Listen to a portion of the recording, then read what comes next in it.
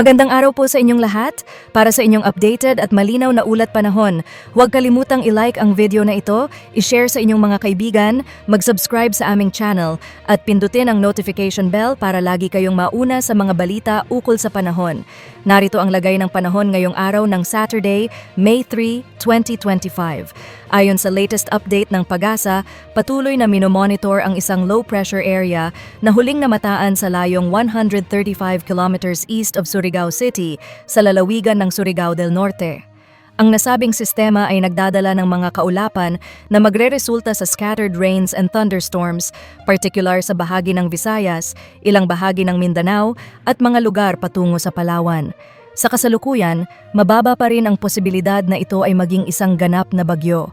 Inaasahan na kikilos ito pakanluran, tatawid sa Visayas at lalapit sa bahagi ng Palawan hanggang makarating sa West Philippine Sea. Dahil dito, maaasahan ang maulang panahon at maulap na kalangitan sa mga nabanggit na lugar. Bukod sa Palawan at Visayas, apektado rin ang ilang bahagi ng Mindanao, Bicol Region, Mimaropa, Batangas at Quezon Province. Pinapayuhan ang ating mga kababayan na maging alerto sa posibilidad ng flash floods at landslides dulot ng malalakas na pag-ulan. Sa bahagi naman ng Luzon, kabilang na ang Metro Manila, mananatiling mainit ang panahon subalit may posibilidad ng isolated thunderstorms na karaniwang tumatagal ng 30 minutes to 1 hour. Ang mga ito ay hindi malawakan, ngunit maaaring magdulot ng biglaang pag-ulan. Narito ang agwat ng temperatura sa ilang pangunahing lugar. Sa Lawag, inaasahan ang bahagyang maiinit na panahon na may temperaturang mula 26 hanggang 34 degrees Celsius, habang sa Tuguegarao ay posibleng umabot ang init hanggang 37 degrees Celsius. Sa Baguio, malamig pa rin ang klima na may temperaturang mula 17 hanggang 24 degrees Celsius, samantalang sa Metro Manila ay makakaranas ng init na mula 25 hanggang 34 degrees Celsius. Sa Tagaytay, inaasahan ang mas preskong panahon na may temperaturang mula 23 hanggang 31 degrees Celsius at sa Legazpi ay magiging katamtaman ng init na may temperaturang mula 25 hanggang 31 degrees Celsius.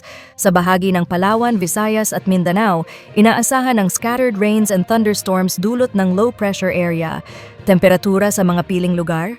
Sa Calayan Islands, inaasahan ang katamtamang init na may temperaturang mula 26 hanggang 32 degrees Celsius, habang sa Puerto Princesa ay posibleng umabot mula 25 hanggang 32 degrees Celsius.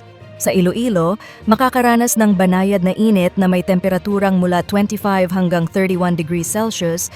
Sa Cebu ay inaasahan ang temperatura na mula 26 hanggang 30 degrees Celsius at sa Tacloban ay kaparehong antas ng init na mula 26 hanggang 30 degrees Celsius. Sa Zamboanga, posibleng maranasan ang bahagyang maiinit na panahon na may temperaturang mula 25 hanggang 32 degrees Celsius. Sa Davao, ay inaasahan ang temperatura na mula 25 hanggang 31 degrees Celsius, habang sa Cagayan de Oro ay bahagyang mas malamig na may temperaturang mula 24 hanggang 31 degrees Celsius. Muli, pinapaalalahanan ng ating mga kababayan sa Visayas, ilang bahagi ng Mindanao at Palawan na mag-ingat sa mga posibleng flash floods at landslides. Sa kabila ng presensya ng low pressure area, may mga lugar pa rin sa Luzon na makararanas ng matinding init. Inaasahang aabot sa 44 to 45 degrees Celsius ang heat index sa Baler, Iba, Sangli, Infanta at Quezon. Sa Metro Manila naman, posibleng maranasan ang 42 to 43 degrees Celsius na heat index. Mainam na umiwas sa matinding sikat ng araw, lalo na sa tanghali at uminom ng maraming tubig upang maiwasan ang heat stress. Samantala, sa kondisyon ng ating karagatan, wala pong nakataas na gill warning sa anumang bahagi ng bansa. Ligtas pumalaot ang mga maliliit na sasakyang pandagat, subalit mag-ingat pa rin sa mga biglaang pagtaas ng alon dulot ng mga thunderstorms. At iyan po ang latest weather update para sa araw na ito. Huwag kalimutang i-like ang video na ito, i-share sa inyong mga kakilala, mag-subscribe sa aming channel, at i-click ang notification bell para lagi kayong updated sa panahon. Ingat po tayong lahat.